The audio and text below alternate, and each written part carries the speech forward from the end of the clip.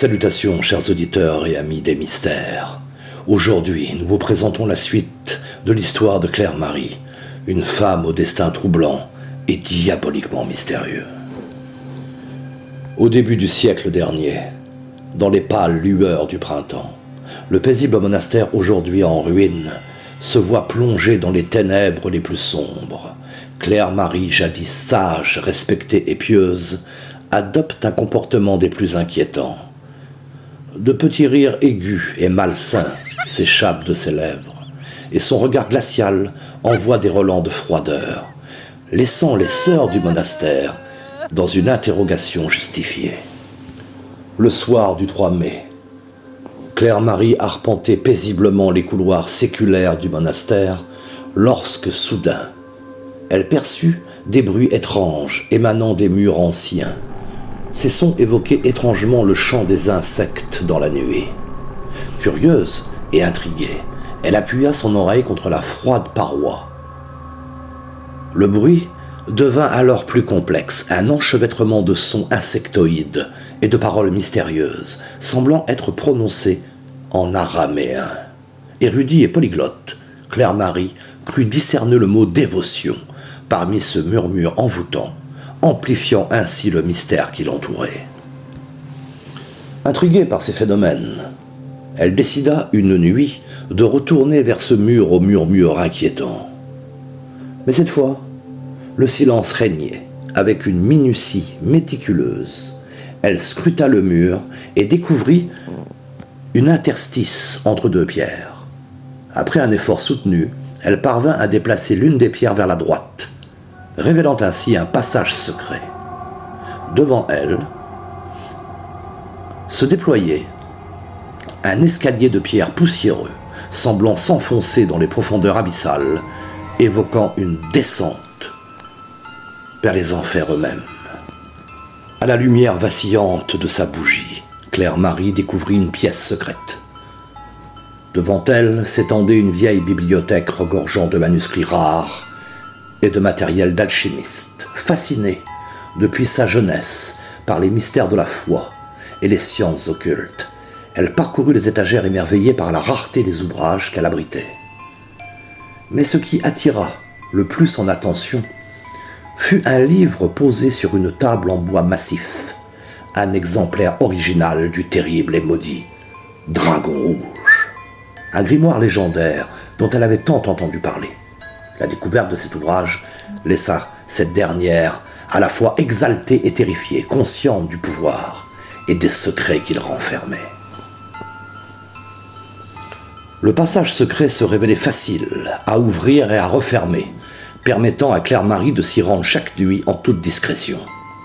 Dans ce sanctuaire de savoir interdit, elle lisait et méditait sur ces sombres mystères.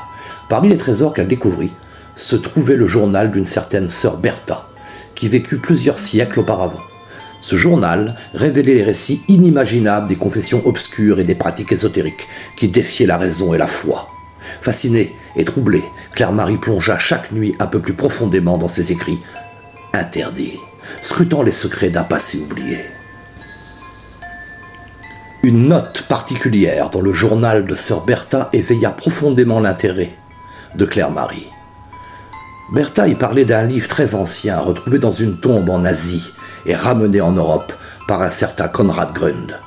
Ce livre, si énigmatique et mystérieux, avait laissé les plus grands érudits d'Europe sans voix. Rédigé à une date inconnue par un certain Malcobamos, il était décrit comme le plus rare et le plus mystérieux des ouvrages, l'incunable par excellence. Bertha le désignait sous le nom de Karkovka, un grimoire d'une terreur indicible. Fascinée par cette révélation, Claire-Marie ressentit une irrésistible attirance pour cet ouvrage, son esprit hanté par les sombres promesses qu'il renfermait. Cependant, malgré ses recherches minutieuses, Claire-Marie ne trouva aucune trace de ce livre en ces lieux. Le Karkovka avait tout son aura de mystère intact. Il semblait avoir disparu. Cette absence ne fit qu'accroître sa fascination et son obsession. Chaque nuit, elle retournait dans la pièce secrète, explorant chaque recoin, espérant découvrir un indice ou un chemin caché qui l'amènerait à ce livre légendaire. Mais le Kharkovka restait insaisissable, son existence même devenant une énigme, un mirage qui nourrissait les ombres et ses désirs et les aspirations occultes de sœur Claire-Marie. Claire-Marie se consacra à l'étude approfondie du dragon rouge, s'immergeant dans les secrets les plus sombres de l'antique Goétie. Les pages du grimoire dévoilaient des rituels interdits et des invocations de puissance infernale, chaque mot résonnant comme une promesse de pouvoir et de connaissance. Mais comme ceux qui s'aventurent trop près des flammes célestes, Claire-Marie ne tarda pas à subir les conséquences.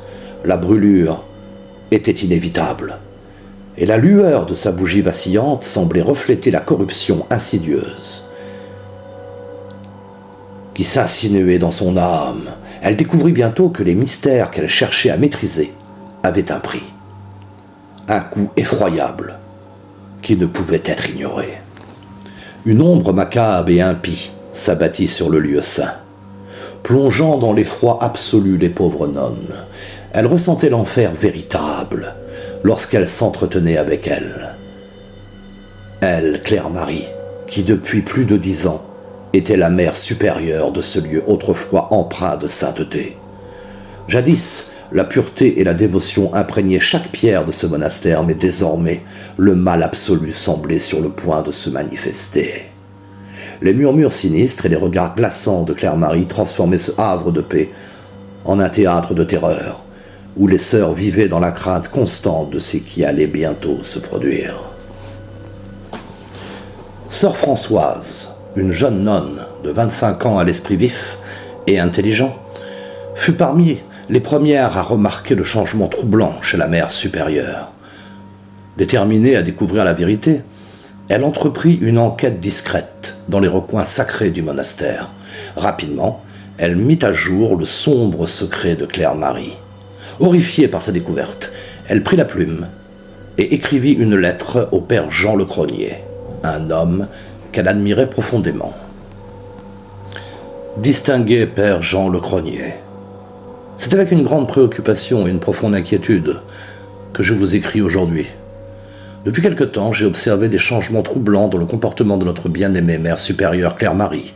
Son aura, autrefois empreinte de sainteté et de bienveillance, semble désormais enveloppée d'une ombre sombre et troublante.